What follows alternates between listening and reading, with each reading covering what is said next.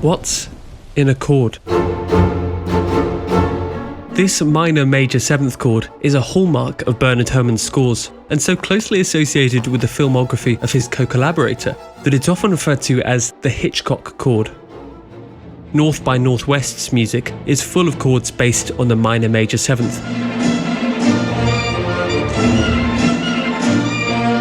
And of course, Vertigo's Prelude flutters into existence with the same harmony in flutes, strings, and percussion.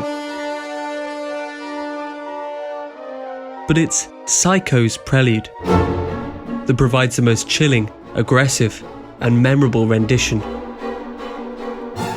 It's easy to see how Psycho's opening, stabbing string chords foreshadow the events in the film, with Herrmann even specifying that the musicians play the notes with down bows. This not only adds a violent edge to the sound, but when viewed live, the player's multiple offbeat thrusts can't help but remind you of Marion's brutal and now iconic murder. But Herrmann goes one step further. He asks them also to play with mutes, con sordino. This, combined with the fortissimo down bows, creates a feeling of repressed but burnished intensity, a darkness hidden and desperate to be released. The chord itself is relatively simple. It's built around a minor triad, in this case B-flat minor, with an added A natural and major 7th, giving rise to its name. But you can think about it in other ways. You can approach it as a bitonal chord F major with an implied C on top of B-flat minor. Or you can say it's an augmented chord D-flat F A natural over a B-flat in the bass. Whichever way you look at it, this chord sits on a knife edge, teetering between dissonance and consonance. The bass and treble notes themselves create the most pronounced dissonance, that of a jarring major 7th, but the D-flat and A natural in the context of this chord also gives you an augmented 5th that sits awkwardly in the middle of the harmony. On the other side, the B-flat minor triad provides 3 consonant intervals, a minor and major 3rd, as well as a perfect 5th. The chord is split in 2. Some intervals trying to ground the harmony and some pulling it apart. So how does it resolve itself? It could be argued that it doesn't.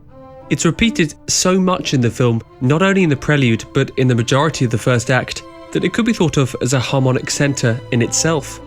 It seems to be not only a point of departure but a point of return, as Royal Brown puts it in his analysis of the music.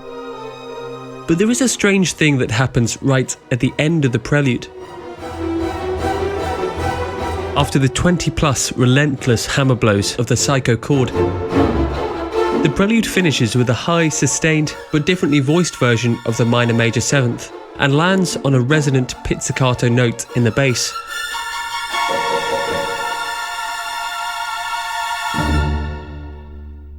But the note that Herrmann chooses at first seems completely unrelated to the chord that precedes it. It's a D natural. This choice reframes the way we think about the harmony that comes before it. We can now start to consider the Psycho chord as a pseudo-dominant chord to D minor or D major. The D-flat or C-sharp and A can be thought of as 2 notes of an A major triad, and the B-flat and F can be reconsidered as dissonances that resolve to A natural and F sharp respectively if we assume a tonic of D major. Before this point, the chord occupied a symbolic role, acting as both consonance and dissonance simultaneously. But the symbolic nature of the chord is put into question with the quasi-resolution onto the pizzicato D natural. The next 2 times we hear this music, when Marion escapes from Phoenix and immediately after her conversation with the police officer, it deviates towards the end, finishing with a marked writ, and instead of a pizzicato D, we hear a sustained F natural.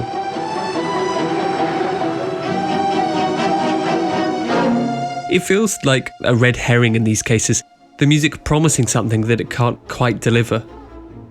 But on the 4th and final time this music is heard, it regains the energy and drive of the prelude, which accompanies perhaps the most significant moment in the film, the introduction of the psychological focal point in the story, Norman Bates. In his 1998 book on Hitchcock, Robert Samuels applied Jacques Lacan's theories of psychological development to Bates's character.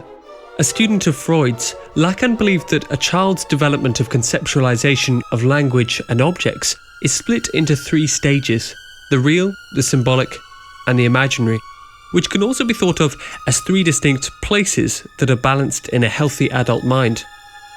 Samuels wrote that, as Lacan has often pointed out, one of the major defining characteristics of psychosis is that certain symbolic relationships and concepts that are normally abstract factors of structure and order become perceived in the real during psychotic states.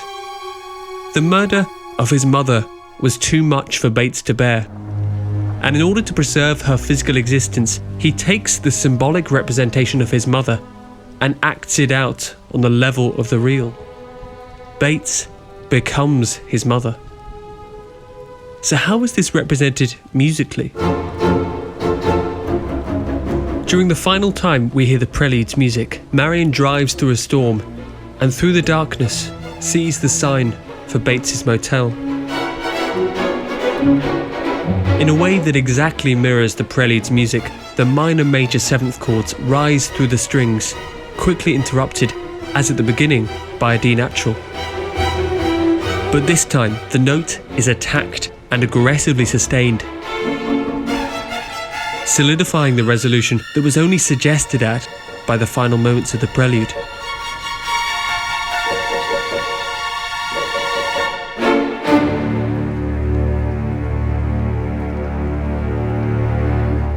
The chord that began the film split in 2, a symbolic battle between 2 psychological states, between consonance and dissonance, between mother and son, has now resolved itself into a single note.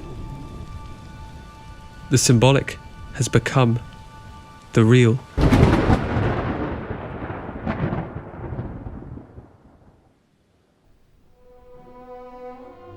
Thank you for watching this quick episode of Listening In. There are so many great essays on Herrmann's score for Psycho that it's difficult to link them all, but I've put a few in the description below if you're interested. There's also some more film score analyses from me to take a look at here, and do subscribe to keep up to date with all my new videos. As always, see you next time.